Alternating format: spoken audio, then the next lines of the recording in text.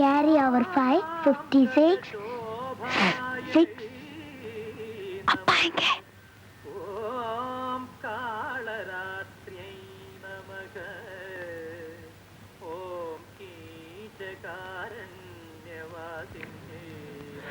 யாருடா அது? திவ்யாவா? Good morning பா. குளிச்சிட்டியாமா? ஓ, குளிச்சிட்டேனே. ஏண்டி, வெள்ளிக்கிழமை அதுவுமா எழுந்த உடனே இப்படி ஒரு போய் சொல்லணுமா? ஏம்மா, வெள்ளிக்கிழமை அதுவுமா எழுந்த உடனே இப்படி திட்டணுமா? உங்க அப்பா உன்னை இப்படி பார்த்தாருன்னா தெரியும், திட்டுனா இன்னொன்னு. கத்தாதே, நீ என்ன மாட்டி விட்டுட்டு போல இருக்கேன். உங்க 2 பேருக்கு நடுவுல நான் படுற கஷ்டம் என்ன பண்றதுன்னே தெரியல. என்ன பண்றது நான் சொல்லட்டுமா? ஸ்ட்ராங்கா ஒரு கப் காஃபி போடு. பாதி கப், பாதியில பாதி, இத்தனோண்டு. அம்மா ப்ளீஸ்மா ப்ளீஸ்மா ப்ளீஸ்மா ப்ளீஸ். போய் முகத்தை கழுவிட்டு வா, அப்புறம் காப்பி கொடுக்குறேன். என் செல்லம்மா, என் பட்டம். என்னடி இது? அம்மாமா, ஒரே ஒரு முத்தம். ஒண்ணே ஒண்ணு. காலம் கத்தால குளிக்காம கொள்ளாம தொட்டுட்டு போய் முகத்தை கழுவிட்டு வா போ. அடிப்பாவி, நீ இன்னுமா குளிக்கல? கத்துன கொன்னுடுவேன், புரியுதா? இப்ப நான் கையெடுக்க போறேன். பேச்சு மூச்சு இருக்க கூடாது, சரியா? அப்பப்பா திவ்யா இன்னும் குளிக்கல பாருங்க.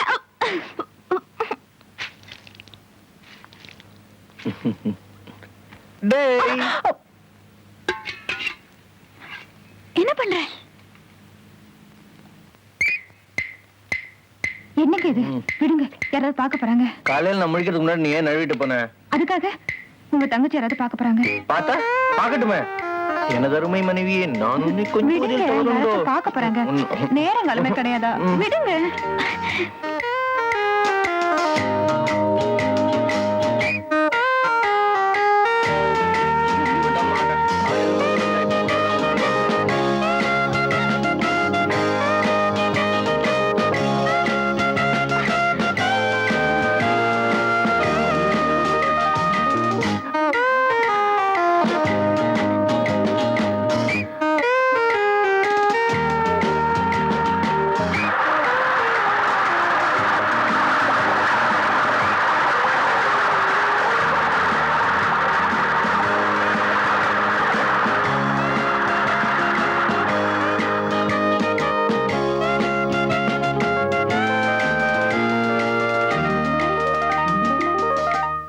என்னடா இப்படி நனைஞ்சிருக்க? அது வந்து தண்ணி. அதுதான் எப்படின்னு கேக்குறேன். அதுப்பா, அது அது வெளியில மழை.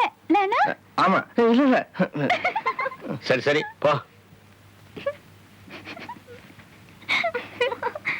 அண்ணா, ஃபர்ஸ்ட் கிளாஸ் வழிறீங்க.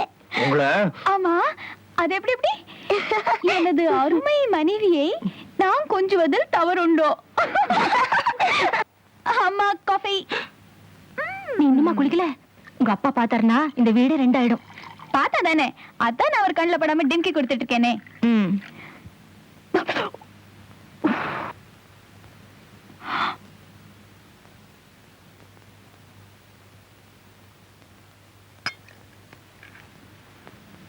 வளர்ந்துட்டேன்னு தவிர எனக்கு கொஞ்சம் கூட பொறுப்பு இல்லை. வாய் முழுக்க போய் உடம்பெல்லாம் சோம்பேறித்தனம். யாராவது என்ன எதுன்னு கேட்டா எதிர்த்து வேற பேசுறேன். என்னை பார்த்து என் தங்கிங்க வேற கெட்டு போறாங்க. என்னைக்கு நான் பெரியவங்க பேச்சை கேட்க ஆரம்பிக்கிறேனோ அன்னைக்கு தான் உருப்பிடுவேன். இன்னைக்கு இவ்வளவுதானா இல்ல வேற ஏதாவது? போய் குளிச்சுட்டு வா.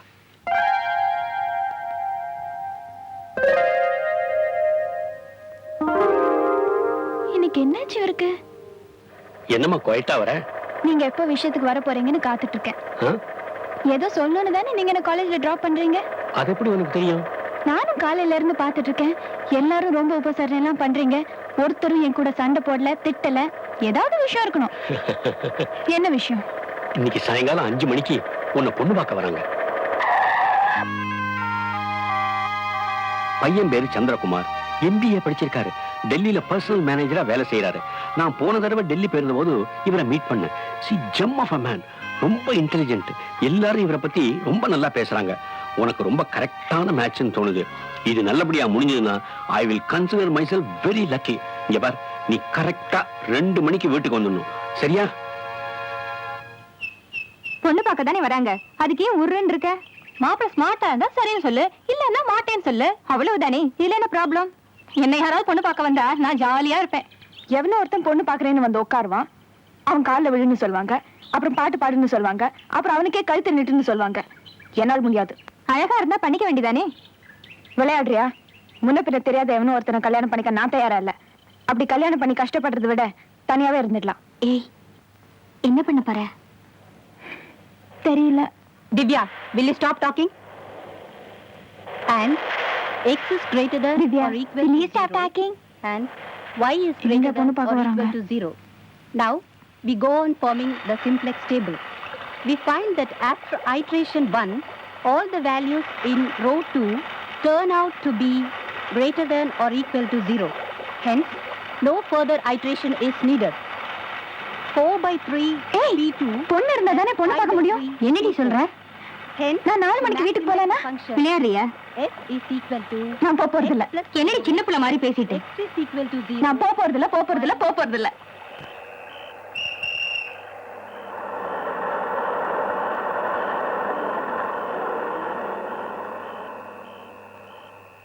பாப்பா பாப்பா பாப்பா பா லா லா லா லா லா லா. அம்மா அடி பாவி, மாப்பிள்ள வந்து செஞ்சு வச்சு எல்லாம் சாப்பிட்டு போயிட்டாரா? உன்னை செல்ல கொடுத்து வளர்த்தம் பாரு, என்ன சொல்லணும்? உன் வீட்டுக்காரர் நக்கரு புருன்னு கத்திட்டு இருக்காரா? வாடி. நான் சோப் போட்டு எல்லாத்தையும் சரி பண்ணிடுறேன், கவலைப்படாதே. ஆமா, வந்தவங்க சொஜ்ஜி பஜ்ஜி எல்லாத்தையும் காலி பண்ணிட்டாங்களா இல்ல கொஞ்சம் பாக்கி வச்சிருக்காங்களா? பேசுடி. எனக்கு பஸ்.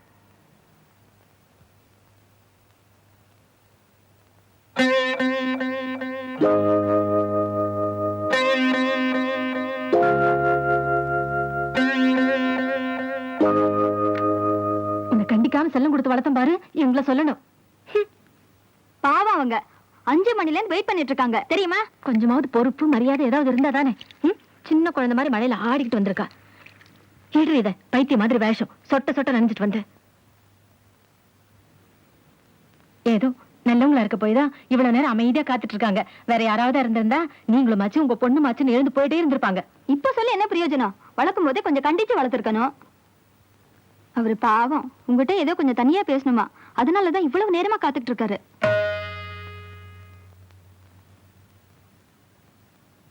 அவர்கிட்ட கொஞ்சம் மரியாதை பேசு, ரவுடி மாதிரி பேசாத. நீ செஞ்சதுக்கு அவர்கிட்ட மன்னிப்பு கேட்டுக்க. தும்பி இம்பி தொலைக்காத, போ.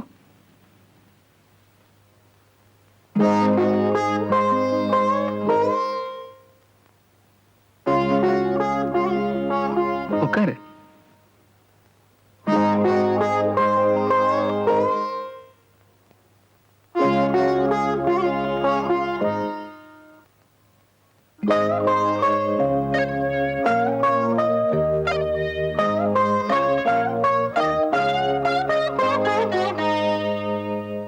என்கிட்ட நீங்க ஏதோ கொஞ்சம் தனியா பேசணும்னு சொன்னீங்களா? ஆனா அதுக்கு முன்னாடி நான் உங்ககிட்ட கொஞ்சம் பேசணும். உங்களை இவ்வளவு நேரம் காக்க வச்சதுக்கு நான் மன்னிப்பு கேட்க போறதில்ல.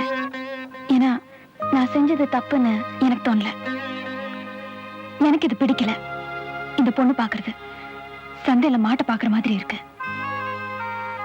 அப்பா கிட்ட எவ்வளவு சொல்லி பார்த்தேன், அவருக்கு புரியல. அதனாலதான்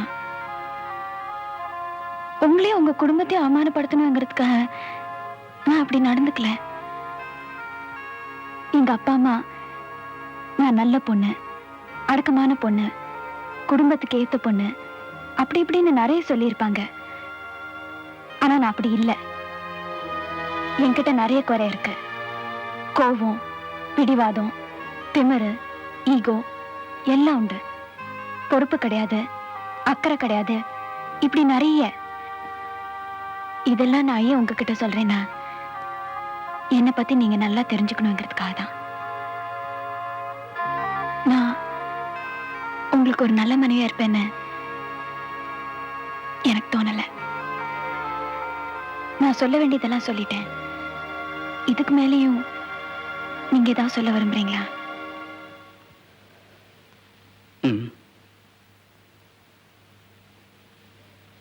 உன்னை எனக்கு ரொம்ப பிடிச்சிருக்கு.